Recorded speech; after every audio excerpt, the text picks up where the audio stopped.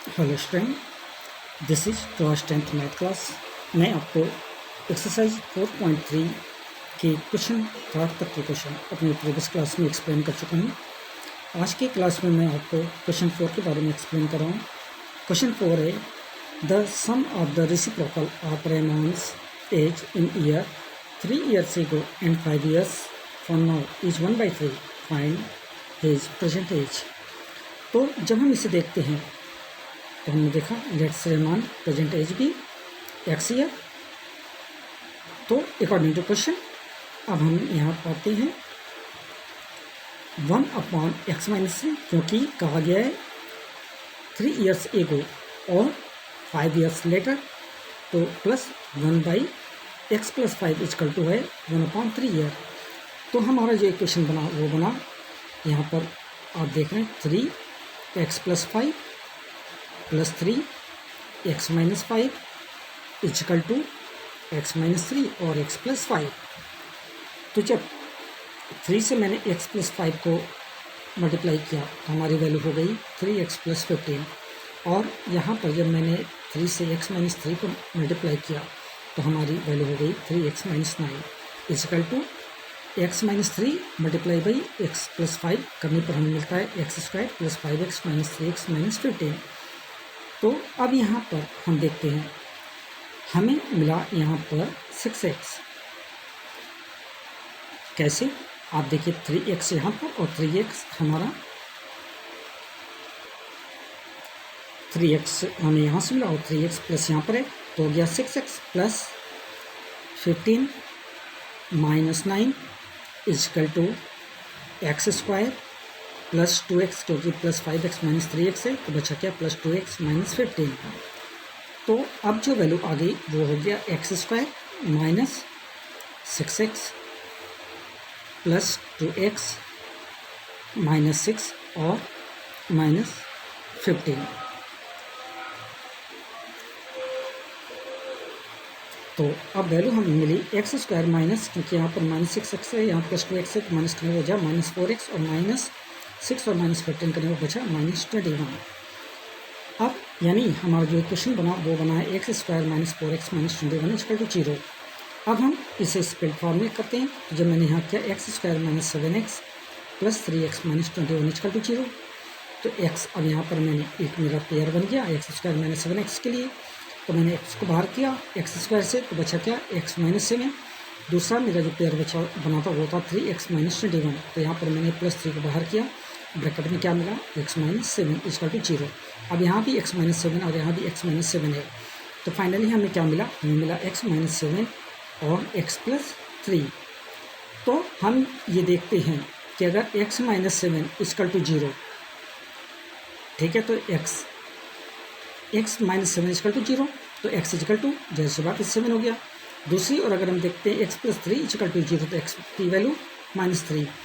तो क्योंकि अब किसी की एज माइनस में तो हो नहीं सकती, तो इसलिए मैंने इसे क्या किया, यहाँ पर हम देखेंगे कि उसकी प्रेजेंट एज क्या होगी, 7 ईयर होती है, जो कि पॉजिटिव आती है।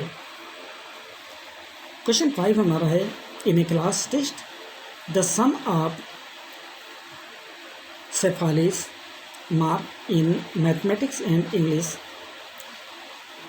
30. Had she got 2 marks more in mathematics and 3 marks less in English, the product of their marks would have been 210. Find her marks in the 2 subject। यानी एक क्लास टेस्ट में जब शेफाली के मैथ और इंग्लिश के marks को जोड़ा गया तो वो आता है 30। लेकिन कंडीशन क्या था कि उसने मैथ में 2 नंबर ज़्यादा पाया है और इंग्लिश में 3 नंबर कम है उसका। और इन दोनों को यानी जो उसने ऑब्टेन किया, जो उसने गेन किया नंबर, उसे जब हम मल्टीप्लाई करते हैं आपस में तो नंबर बनता है 210। हमें बताना है कि उसे दोनों सब्जेक्ट में कितने कितने नंबर मिले। तो अब हम देखते हैं, मैंने लिखा let the Shefali's marks in math be x, then in English क्या होगा, जैसी बात है 30 - x होगा। तो अकॉर्डिंग टू क्वेश्चन अब क्योंकि यहाँ पर मैथ में 2 ज़्यादा है तो हमने किया x+2 और सेकंड इंग्लिश का था 30 - x और -3 क्योंकि 3 कम था, इक्वल टू है 210 प्रोडक्ट दोनों को का करने पर। तो x+2 और यहाँ पर 30 - 7 करने पर हमें मिला 27 - x। तो पहले ब्रैकेट में है x+2 और दूसरे में मिला 27 - x इक्वल टू 210। अब हम यहाँ देखते हैं, जब x को मैंने 27 से मल्टीप्लाई किया तो हो गया 27x minus x into x तो आया x²। 2 को 27 से मल्टीप्लाई किया तो आ गया 54 और 2 को x से मल्टीप्लाई किया तो आ गया -2x, यानी मिला क्या 27x - x² plus 54 - 2x equal to 210। तो अब नेक्स्ट स्टेप पर हम देखते हैं हमें क्या मिला, x² माइनस 25x। क्यों -25x? क्योंकि 27x से -2x किया तो बचा -25x और इसको इस पर प्लेस चेंज किया तो साइन भी चेंज हो गया, प्लस 210 माइनस 54 इक्वल टू 0। तो अब जब 210 से 54 को हमने सब्ट्रैक्ट किया तो हमें मिला क्या 156, यानी जो वैल्यू बनी वो हो गया x² - 25x plus 156 equal to 0।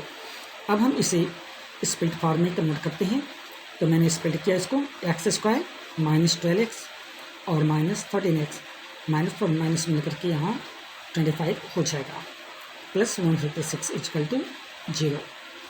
तो अब यहाँ से इस पेयर से मैंने x को बाहर किया, बचा क्या x - 12, 13x प्लस 156 से मैंने -13 को बाहर किया, ब्रैकेट में बचा x - 12। अब जो वैल्यू हमारे सामने आती है वो है x - 12 या x - 13। तो अगर x - 12 इक्वल टू है 0 तो x की वैल्यू क्या होगी 12 होगी, और अगर x - 13 इक्वल टू है 0 तो x की वैल्यू क्या होगी 13 होगी। तो इस तरह से हम ये पाते हैं कि शेफाली के जो मार्क्स होंगे मैथ और इंग्लिश के वो 13 और 17 होंगे। क्वेश्चन 5 के इस क्वेश्चन के साथ आज की इस क्लास को मैं ओवर करता हूँ। अगले क्लास में मैं आपको एक्सरसाइज 4.3 के क्वेश्चन 6 के बारे में एक्सप्लेन करूँगा। तब तक के लिए थैंक यू वेरी मच।